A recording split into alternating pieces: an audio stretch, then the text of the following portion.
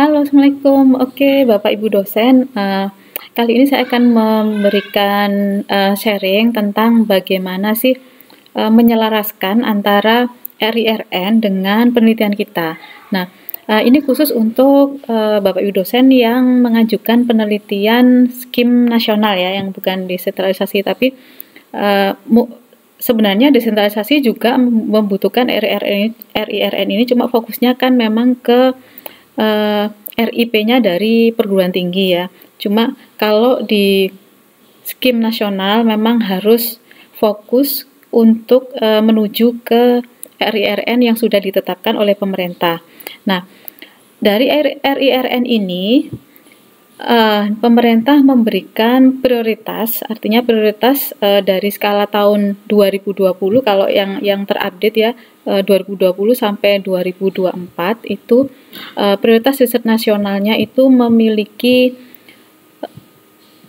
9 dari semua fokus-fokus yang sudah diterjemahkan dalam RIRN ini, ada 8 tema ini, kemudian diterjemahkan lagi, di breakdown lagi menjadi fokus riset PRN tahun 2020 sampai 2024. Nah, fokus ini. Nah, untuk lebih detailnya, bagaimana sih, apakah penelitian kita itu sudah sesuai dengan RIRN, kemudian bagaimana cara menuliskan di dalam proposal bahwa tema kita ini adalah sudah sesuai dengan yang ada dalam RIRN dan PRN. Nah, kita bisa melihat di sini.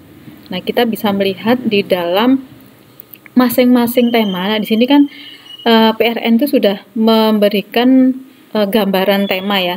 Nah, tema yang dari 9 tadi, itu temanya adalah energi, pangan, kemudian kesehatan, transportasi, teknik, soshum, kemudian multidisiplin, hankam, maritim. Nah, dari tema-tema ini PRN memberikan detail dari masing-masing tema. Misalnya misalnya kalau energi itu fokus atau subtemanya itu adalah energi ramah lingkungan, kemudian teknologi kelistrikan, kemudian manajemen energi efisiensi, konservasi dan teknologi, dan energi cerdas. Itu untuk tema energi. Nah, misalnya untuk tema teknik ya, misalnya tema teknik itu ada sistem pemantauan radiasi, ICT infrastruktur akses, kemudian ICT teknologi dan kebijakan industri 4.0, kemudian material maju untuk kesehatan, kemudian teknologi serat tekstil dan produk tekstil. Nah, semuanya ini adalah penjabaran dari tema yang sudah ditetapkan oleh PRN. Nah, kalau ini kan kalau menurut saya ini masih tataran konsep ya.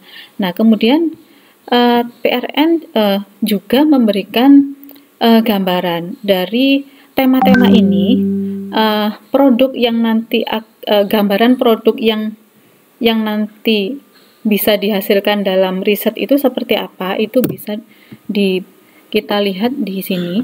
Jadi di dalam 9 tema tadi, kalau misalnya diterjemahkan dalam produk inovasi itu bisa dilihat di sini. Jadi dari dua gambaran ini, tema kemudian produk inovasi. Nah, dari sinilah kita bisa mengecek apakah proposal kita, apakah ide yang sudah kita susun itu sudah mengcover atau sudah ada di dalam produk inovasi PRN yang dimaksudkan gitu ya. Jadi misalnya karena saya teknik, saya mencontohkan dari proposal saya sendiri. Misalnya saya teknik, kemudian masuknya ke informatika, artinya saya masuknya ke ICT. Ya tetap multidisipliner tetap kita usung ya, tapi untuk tema besarnya kan kita biasanya kan punya.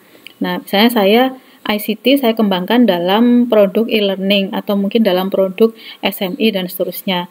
Maka ICT itu yang saya usung. Kemudian ICT saya masuk ke ICT teknologi dan kebijakan, saya masuk ke situ. Kemudian setelah saya masuk ke subtema ICT teknologi dan kebijakan ini, kemudian saya detailkan, saya cek apakah tema saya itu masuk ke produk inovasi yang dimaksud oleh PRN ini. Nah, kalau teknik kan masuknya ke rekayasa keteknikan. Nah, dari rekayasa keteknikan itu kita bisa mengecek apakah penjabaran ini, detail yang ada dalam rekayasa keteknikan ini, bidang-bidang ini, apakah ada dalam bidang yang kita usulkan gitu ya. Nah, karena saya menggunakan data mining, data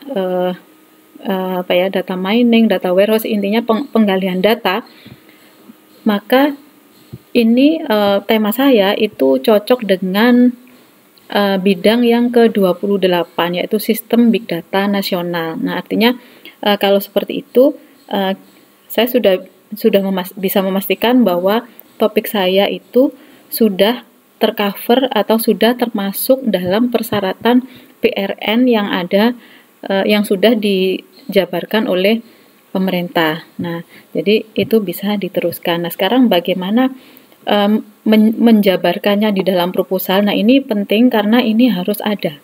Jadi selain roadmap, kalau yang sebelumnya kan kita membahas tentang roadmap ya. Nah, di dalam roadmap itu kita juga harus menjelaskan, artinya dalam roadmap itu sudah sesuai dengan yang diejawantahkan dalam PRN, kemudian kita jelaskan di dalam roadmap tersebut. Tapi untuk narasi yang menyertai roadmap itu harus ada juga penjabarannya. Jadi misalnya seperti ini. Nah, misalnya ini ya. Ini misalnya pernyataan dalam proposal yang menyertai roadmap. Jadi ketika kita membuat roadmap, kemudian ada penjelasan gitu ya. Nah, di dalam penjelasan itu minimal ada penjelasan yang menyampaikan bahwa memang ini sudah sesuai dengan bidang ini gitu ya. Nah, misalnya contohnya kalau yang saya buat itu begini. Adapun peta jalan roadmap, penelitian yang diusulkan adalah difokuskan pada 3 bidang, yaitu bidang data mining, web learning, dan business intelligence. Artinya ini adalah bidang yang saya fokuskan di penelitian saya. Kemudian tema ini sesuai dengan salah satu tema yang diusung PRN 2020-2024 dalam bidang rekayasa keteknikan. Nah, tadi kan temanya tadi kan saya langsung masuk ke produk inovasi ya. Produk inovasinya adalah di dalam tema rekayasa keteknikan untuk menghasilkan aplikasi terapan. Karena di sini adalah penelitian terapan, maka di sini saya memberikan penegasan aplikasi terapan dalam domain sistem big data nasional. Nah, jadi kalau saya melihat di sini, kita melihat di sini, ini sudah tercover bahwa produk inovasi yang nanti saya fokuskan adalah pada domain ini. Kemudian di dalam domain itu ada bidang sistem big data nasional. Nah, itu sudah saya jabarkan di sini, rekayasa keteknikan dan sistem big data nasional. Sementara untuk jenis dari penelitiannya itu adalah aplikasi terapan, karena penelitian terapan.